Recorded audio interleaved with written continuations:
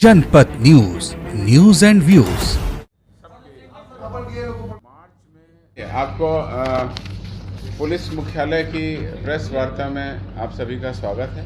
कुछ महत्वपूर्ण डेवलपमेंट्स हैं और जो हमारी उपलब्धियां हैं उसके बारे में मैं आपको अवगत कराऊंगा। सबसे पहले आप लोगों को जानकारी, सोनपुर पंजाब नेशनल बैंक में लूट की घटना हुई थी जिसमें 2 गृह रक्षकों को गोली भी लगी थी और उनकी मृत्यु भी हो गई। इस प्रकार से 2 गृह रक्षकों की हत्या कर लूटे जाने की गंभीर घटना 13 अप्रैल को प्रतिवेदित हुई थी। इस घटना के उद्भेदन के लिए डीआईजी, एसपी सभी लोगों ने घटनास्थल का भ्रमण किया और गंभीरता से लेते हुए इस विशेष अनुसंधान का अनुश्रवण किया।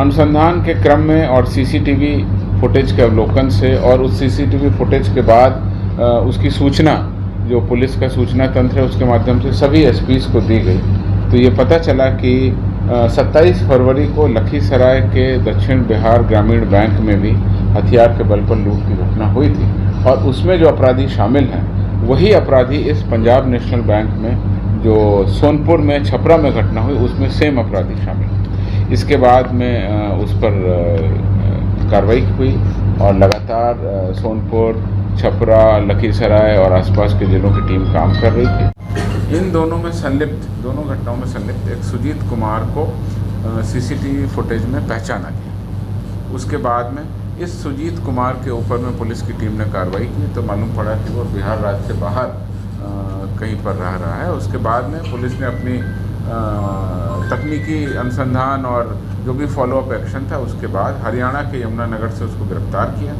उसके घर में छापामारी हुई तो घर में लखीसराय बैंक में लूट में जो घटना अपाची मोटरसाइकिल थी ब्लू रंग की, उसको भी उसके घर से बरामद कर लिया गया। उस अपराधी ने दोनों घटनाओं में अपनी संलिप्तता भी स्वीकार की है और इस कांड पुलिस ने उसमें हमला किया जा रहा है। ये कल बिहटा में हमला हुआ था, शराब माफिया में हमला किया है।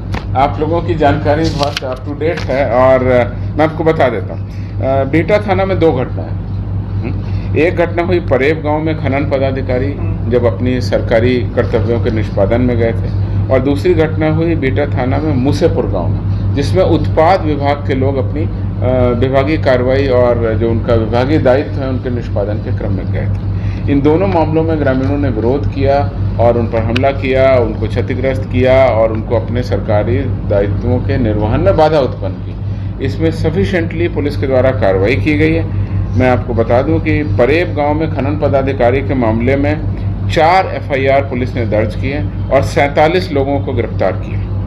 47 लोग इसमें गिरफ्तार हुए हैं। जो मूसेपुर गांव में घटना हुई है उसमें अभी तक जो जानकारी है उसमें 8 व्यक्तियों को, जिसमें 6 पुरुष और 2 महिलाएं, इनको पकड़ा गया है। प्राथमिकी दर्ज कर इनके विरुद्ध कार्रवाई की जाएगी और लगातार हम लोग अन्य विभागों जिनकी संख्या और जिनका फील्ड का काम है वो लगातार फील्ड में जाते हैं और इस तरह की कोई भी घटना होती है तो सरकारी कर्तव्यों के निष्पादन में जो भी इस तरह की बाधा पहुंचाते हैं हम लोग गंभीर धाराओं में कांड दर्ज करते हैं, गिरफ्तार करते हैं।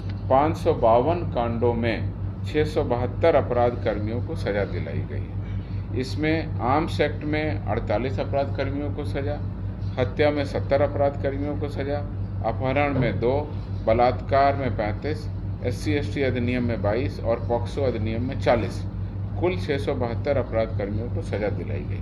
समस्तीपुर में भी एक अच्छी उपलब्धि हुई है, मैं आपको बताऊं। वहां पर एक अपराध कर्मी मोहम्मद दुलारे को नगर थाना अंतर्गत गिरफ्तार किया गया और गिरफ्तार करने के बाद जो पूछताछ हुई है उस पूछताछ में पता चला कि 2022 में खानपुर थाना अंतर्गत सोना व्यवसायी से लूट हुई थी, उस कांड में अंगार घाट थाना में पिकअप चालक से लूट हुई थी, उस घटना में, और वारिसनगर थाना में जो स्वर्ण व्यवसायी से लूट हुई थी उस थाना में, और नगर थाना में जर्दा व्यवसायी से लूट हुई थी उस कांड का उद्भेदन हुआ है और ये अपराधी ने उस सभी कांडों के बारे में संलिप्तता स्वीकार करते हुए बहुत सारी महत्वपूर्ण जानकारियां पुलिस को दी हैं।